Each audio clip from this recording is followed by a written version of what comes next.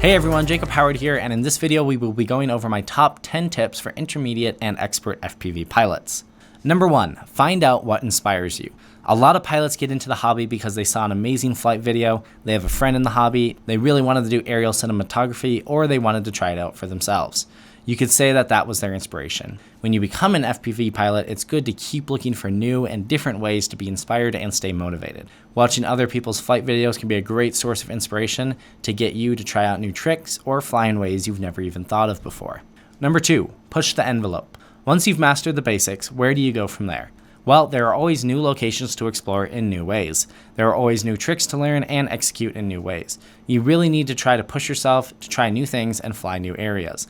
Step outside your comfort zone a little. You might break a few props in the process, but the rewards of progressing your skills could be great. Number 3, share your experience. When you've reached a high level of experience and skill in FPV flying, it's very helpful to the community to share your experience and expertise. Helping new pilots learn to fly and repair their drones is really what the community is all about. There are a lot of ins and outs of FPV that can be hard to learn on your own, but having a mentor as just someone to answer questions is very helpful both for you and to new pilots. Number 4, try new things. When you have reached the top of your game, it's not a bad idea to try out different styles of FPV. If you haven't already tried them, there are cine whoops, tiny whoops, long range, toothpicks, and even FPV wings. There are plenty of different things to mix it up and keep things interesting, so don't be afraid to try something new. Number 5, figure out the best rates for you. A lot of new pilots and even some more experienced ones have been quite content to fly on stock rates. But to step up your game a little, it's a good idea to try adjusting your rates if you've never tried it. If you want more snappy freestyle moves or want to get extra smoothness for good footage, adjusting your rates up or down will definitely help. Take a day to go out and tweak the rates until you get that feel you're looking for. Or even set up multiple rate profiles so you can change your flying style with the flip of a switch. Number 6, put in the practice. If you really want to get good at flying, you really need to just put in the practice. Some pilots might think, I need to make sure every pack I fly is good because I need footage for a video. Well, if you really want to get good, you're going to need to fly some bad footage packs.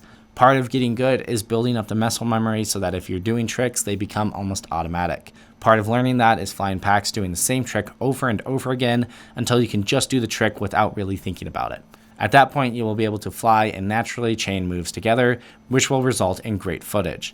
This is how freestyle pilots achieve those amazing videos and where they flow from one trick into another.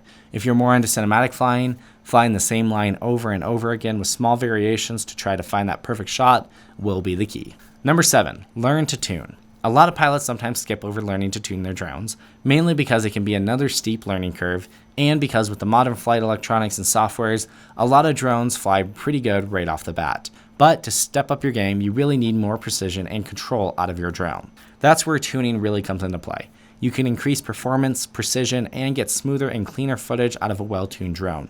It also teaches you a deeper understanding of how and why your drone works and how to troubleshoot problems that may arise. Number 8, get higher quality gear. When starting out, and even when you're an intermediate pilot, we sometimes buy our drone parts from the bargain bin. This is fine to get you up and flying on a budget when you might be learning, crashing a lot, and replacing parts. But there will come a time when you kind of max out the performance of the cheaper parts. That's when it might be a good idea to start looking into some of the higher quality drone parts.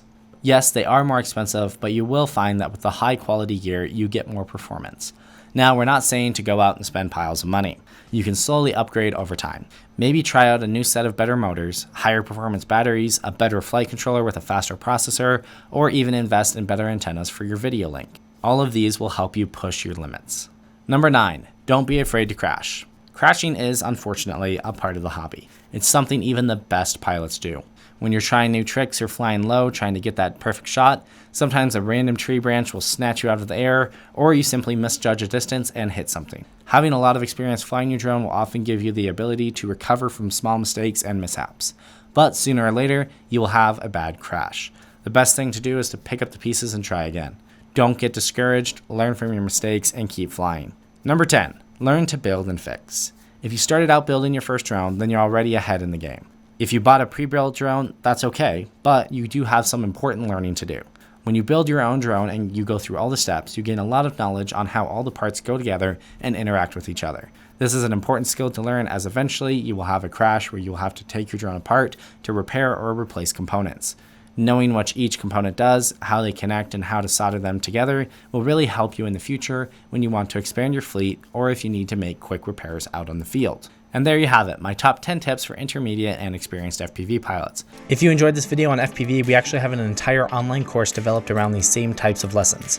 We're talking dozens of lessons and hours of material designed to get you started into FPV or make you a better pilot. It is the world's first online FPV course, and we have students from around the world learning through it. The link to learn more is in the comments below. And as always, if you guys have any questions, definitely let me know, and have fun flying.